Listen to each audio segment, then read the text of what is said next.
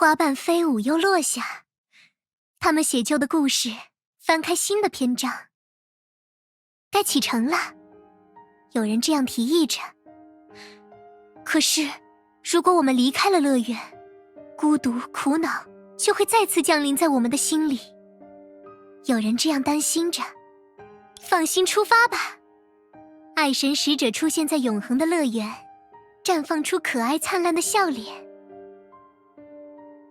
我已将爱的种子在大家心底埋下，它由你们与我的爱而萌发，因随大家遇见的爱长出枝桠。它将用荫蔽为每一个人遮风挡雨，用果实传递爱的奇迹。而我会继续将你们的旅途守望。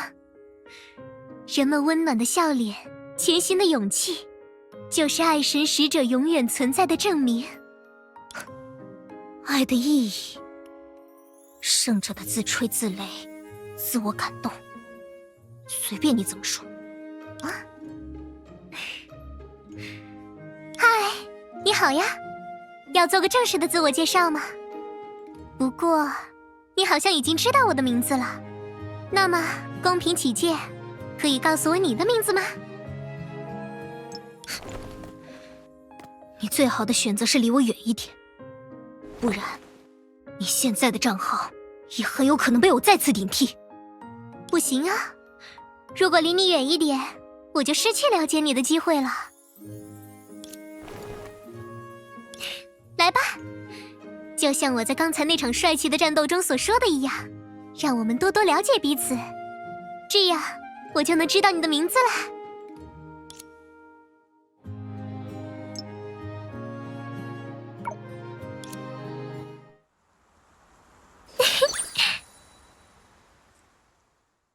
因为在这座有美丽的风景、可爱的笑声，还有温暖的祝愿凝聚而成的乐园里，不应该有人被落下，对吧？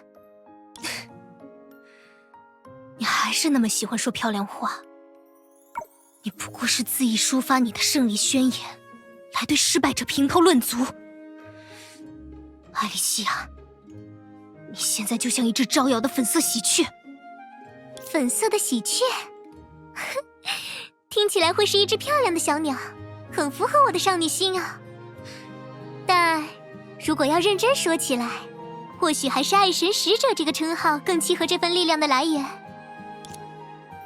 毕竟，这是在这座梦幻的乐园中，因大家的心愿而诞生的力量。它承载着每个人遇到的温暖与感动，寄托着对明天的期待与祝福，也就是爱的力量啦。听上去是不是像冒着粉色泡泡的魔法一样奇妙？因为帮助每一个人遇见、传递爱意，就是爱神使者的使命。这么美好的事情，当然要可爱浪漫一点啦。帮助每个人传递心中所爱，让他们遇见温暖的爱神使者。这么幼稚的传说，就和你口中的爱一样，骗骗小孩子罢了。你一遍又一遍在直播间对陌生人说着“我爱你们”，却看着自己的朋友承受痛苦，遭遇离别，然后用几句言语微不足道的小事，将他们轻易打发走。他们为什么不明白，只有我的帮助才能让他们再也不必面对挫折？我明明比你做得更好，我明明比你更值得这份爱。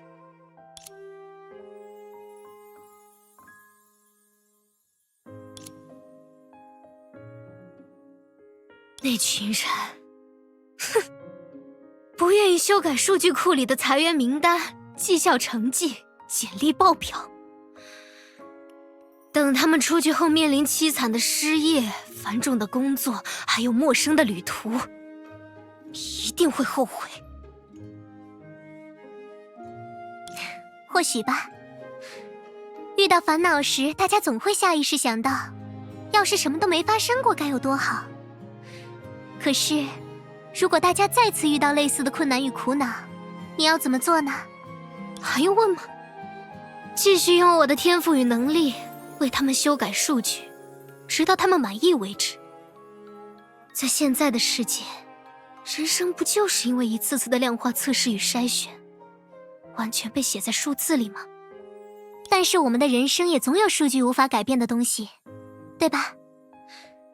无论我们多么努力的生活，却还是会遇到突如其来的意外，注定面对的离别，还有溘然消逝的生命。就算用更改数据的方式作弊，过去的遗憾也不能弥补，需要面对的问题也没有消失。明天究竟是给我们带来痛苦还是惊喜，依然无法揣测。所以呢，你想告诉我什么？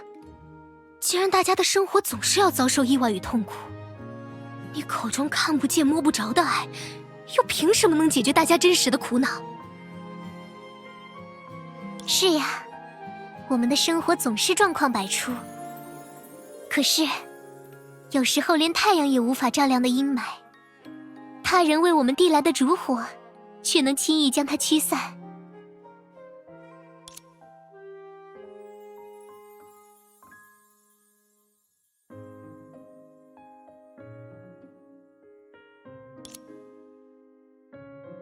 等到离开这座乐园，聚会结束，凯文和鹰还是要与自己的工作搏斗。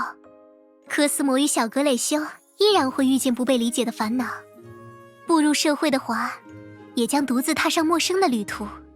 可是，因为一次次回望时记住的温暖，一次次前行时遇见的温暖，还有一次次启程时相信总会到来的温暖，我们便擦干泪水，鼓起勇气，再一次去拥抱生活。朋友鼓励的话语，家人明媚的笑脸，还有陌生人温柔的善意，都足以让我们去执拗的期待。眼前的风雪总会过去，明天或者下一个明天，一定是个可爱的好天气。人因爱而脆弱，也因爱而坚强。一点点鼓励，就能让大家擦去泪水，继续前行。我们这样平凡的人，就是如此容易感到满足呀。毕竟爱还有我们，都是不可思议的奇迹。那有什么用？人甚至不必出发，就能遇见路上有无数的离别、挫折在等着自己。一时的鼓励温暖，又能支撑多久？痛苦与孤独才是人的宿命。即便挫折与失败总会在生活中与大家不期而遇，但因此感到痛苦与孤独并不是我们的宿命呢。如果夜空曾被一闪而过的星星照亮，黑暗就已经不再是它的宿命。只要我们曾经感受过爱，得到过帮助，痛苦与孤独就不是我们的宿命。爱是最有生命力的花朵，一次拥抱的温暖足以将它照耀，一次感动的泪水足以将它滋养。即使有时花瓣凋谢，留在你记忆中的芬芳，依然能鼓励你安心踏上旅途。而或许在某个瞬间，你就会发现，原来那朵花已经永远地盛开在你的心中。你也在这条路上，像爱神使者一样，为大家带来了许许多多如花朵般芬芳的美好。所以，我才想要在直播中让大家感受到爱呀。就算只有一位观众因为妖精小姐的鼓励感到了温暖，那也是一件能让我高兴好久好久的事了。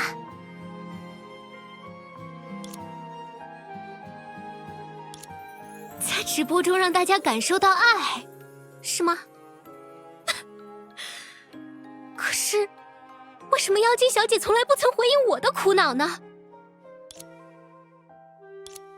看了你的每一条动态，每一场直播，在我开心时，你在对大家笑着；在我痛苦时，你也在对大家笑着。为什么有人能够永远对生活充满热情？为什么我常常感到孤独痛苦？后来，我终于明白了，因为你在被大家爱着，被他们关心着，所以你拥抱这个世界时，才是那样的轻而易举。可凭什么呢？凭什么你用一点点花言巧语、微不足道的关心就能获得他们的爱意？我明明对他们所做的不止于此，究竟还要我做到什么地步？凭什么我无法赢得他们的关心？又凭什么我不是你？我想起来了，我在直播间的弹幕中曾看到过你的问题啊。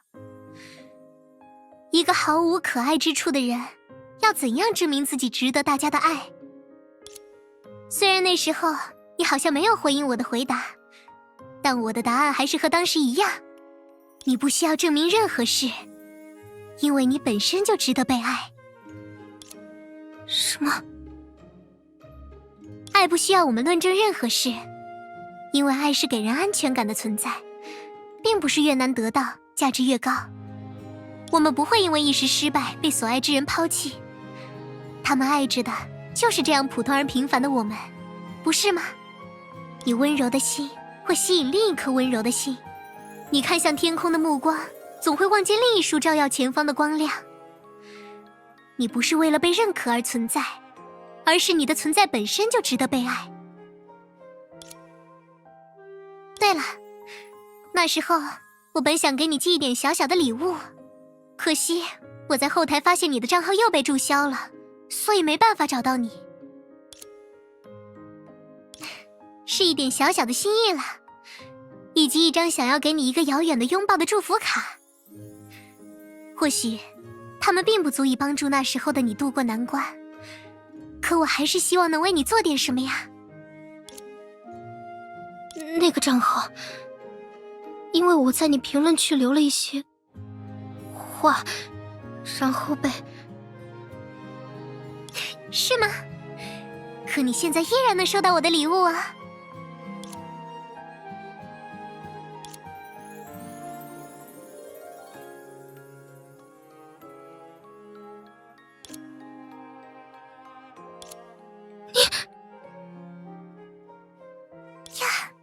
你在害羞吗？那我们再来一次好不好？这样你就会习惯了。不，等等。好了，不开玩笑了。你就是独一无二的存在，不必像我一样啊。而且，要让我去学习像你一样的数据技术，那也太难为我了吧。要是我当时再多努力一点，找到你的联系方式就好了。或许我们就能相互了解，渐渐成为朋友。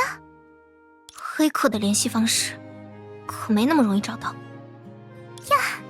你没有否定我们成为朋友的可能性呢，那这是不是说明我们又向着友谊的道路上更进一步啦？什么？你这副自来熟的模样，还真是符合爱神使者的称号。是呀，我这样的爱神使者也像传说中一样可爱聪慧，特别完美，对吧？所以你是不是应该满足美丽的爱神使者一个小小的心愿呢？哎呀，虽然都是爱神使者帮助大家传递爱的愿望，可这件事只有你最擅长嘛。我想请你来到这座永恒的乐园，用你在数据上的天赋让它变得越来越好，将爱继续传递。你是不是搞错了什么？这当然会有点累，但大家会因为你的努力而感受到更多的快乐，你也会遇见收获更多的爱，这样的经历也相当可爱呢，对吧？没关系，你可以慢慢决定。这座永恒的乐园一直都存在，我也会一直等着你的答案。爱的见证者，黑客之间都只称代号，你就将它当做我的名字吧。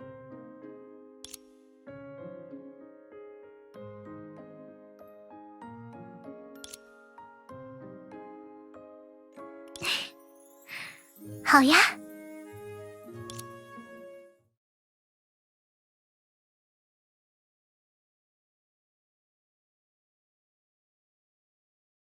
哦，那位奇怪的姐姐离开了，但她看起来在为艾莉西亚姐姐的话感到开心。妙啊！不愧是艾莉姐，咱还一直看着这里，生怕再出意外。嘿嘿，没想到艾莉姐已经解决了，还开开心心的解决了。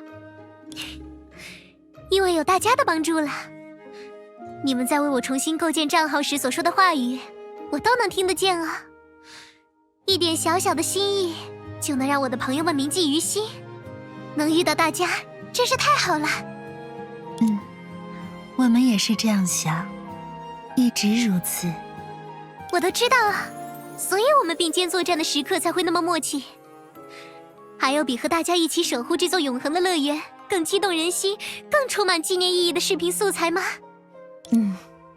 我们在彼此陪伴的时光里，拥有无数细微而珍贵的情谊，它们因爱力凝结在一起，成为我们共同的力量，让爱神使者出现在永恒的乐园，重现它的生机。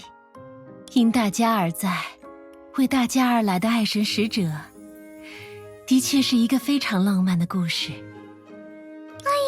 我的好伊甸，又说出了相当浪漫的话呢。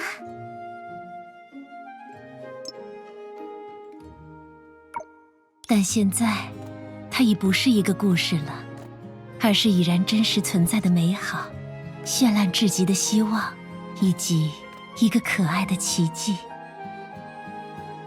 哇，是新的灵感，我要画下来，送给艾丽西亚姐姐当做视频的封面。谢谢你，小格蕾兄，这是一份很棒的礼物。嘿嘿，艾丽姐，除了小格蕾修的灵感礼物，大家还有一个惊喜要送给你。是什么呢，菲利斯？你肯定猜不到，还是一起去看看吧，你一定会特别喜欢，咱保证。